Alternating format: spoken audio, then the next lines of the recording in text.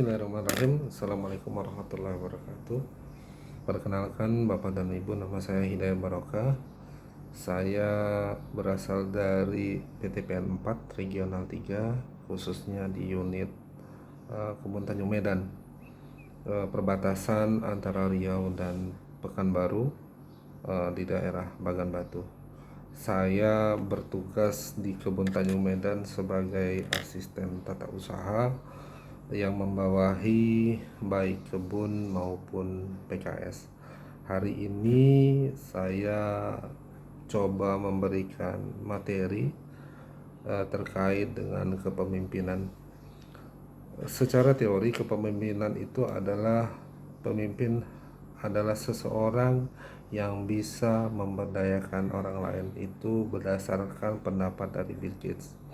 Secara keseluruhan, kepemimpinan adalah hubungan di mana satu orang mempengaruhi perilaku orang lain untuk mencapai suatu tujuan. Artinya di unit kerja ini pun kita menjadi seorang pemimpin, bagaimana kita mengkolaborasikan. Kita sebagai seorang pemimpin, kita memimpin rekan-rekan, terutama seperti unit ini, kita memimpin rekan-rekan untuk mencapai tujuan perusahaan.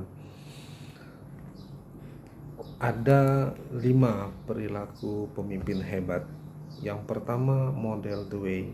Para pemimpin menetapkan prinsip-prinsip mengenai cara orang harus diperlakukan dan cara mereka mencapai atau mengejar tujuan. Yang kedua, inspire, share vision. Para pemimpin penuh semangat dan percaya bahwa mereka dapat membuat perbedaan. Artinya ya, kita di unit ini ya memang harus bisa membuat perbedaan. Artinya kita bisa memberikan sesuatu yang berbeda kepada rekan-rekan kita. Yang ketiga, ada challenge the process atau tantangan dari prosesnya.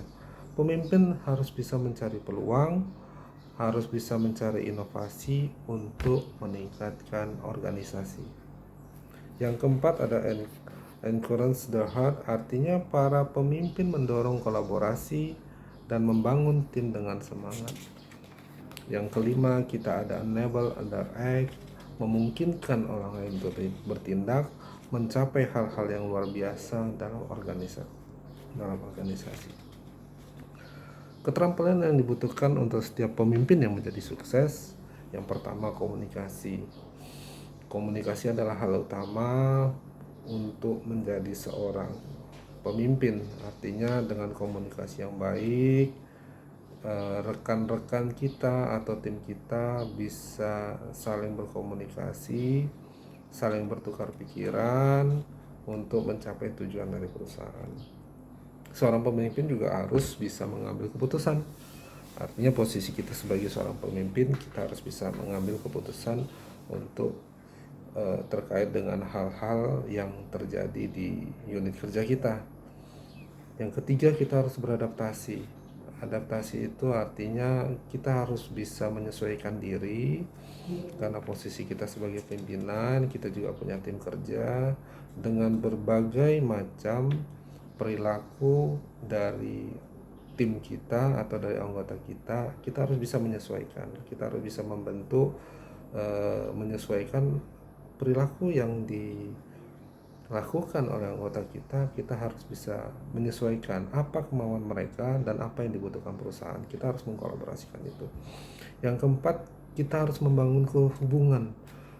Kita membangun hubungan itu hubungan di antara pimpinan dan bawahan. Artinya kita punya bawahan, kita harus menjaga hubungan itu, kita harus membangun hubungan itu supaya hubungan itu tetap terjaga dan hubungan itu tetap baik. Yang kelima, kita berorientasi pada tujuan. Yang kita bekerja di perusahaan, kita mempunyai tujuan, dan tujuan itu adalah beban yang diberikan perusahaan sama kita. Artinya kita dibatasi dengan tujuan dari perusahaan, kita dibatasi dengan target-target perusahaan, sehingga kita harus bisa membina kawan-kawan atau bisa membangun tim kerja kita itu untuk tujuan perusahaan dapat tercapai. Di samping itu, keterampilan yang dibutuhkan seorang pemimpin adalah perbaikan yang berkelanjutan. Artinya tidak selamanya apa yang kita inginkan sebagai pimpinan itu dapat dilaksanakan langsung oleh anggota, tapi pasti nanti ada yang ketidakcocokan atau ada yang kurang cocok, ada yang kurang pantas yang dilakukan oleh anggota. Ya kita harus melakukan perbaikan terus-menerus supaya tujuannya dan hasilnya bakal lebih baik ke depannya. Ada 7 pilar, 7 prinsip keterampilan dasar seorang pemimpin. Yang pertama, planning.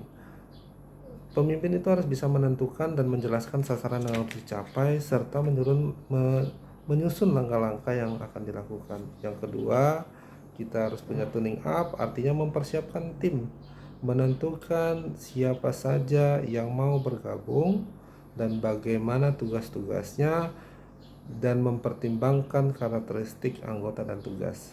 Artinya kalau kita posisi sebagai seorang asisten tata usaha, kita punya kerani, berbagai macam kerani. Yang pertama, kita punya kerani satu, kita punya kerani pembukuan, kita punya kerani finansial, kita punya kerani sekretaris. Artinya kita bisa menentukan bagaimana tugas-tugas dari seorang kerani ini dalam mencapai tujuan perusahaan. Berarti bukan semuanya harus kita berikan, tapi sesuai dengan bidang mereka.